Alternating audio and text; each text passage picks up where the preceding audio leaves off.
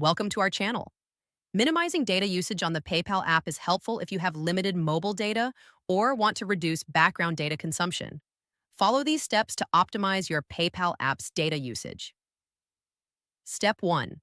Connect to Wi-Fi whenever possible before opening the PayPal app to avoid using cellular data.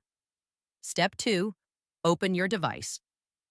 Settings and navigate to Apps or Applications to access app-specific settings.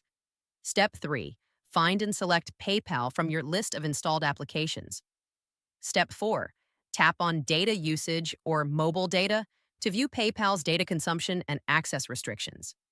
Step 5. Enable Restrict Background Data to prevent PayPal from using data when you're not actively using the app. Step 6.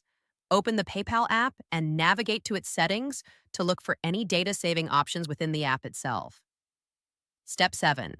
Disable automatic downloads of receipts or transaction details if available, opting to download them manually only when needed.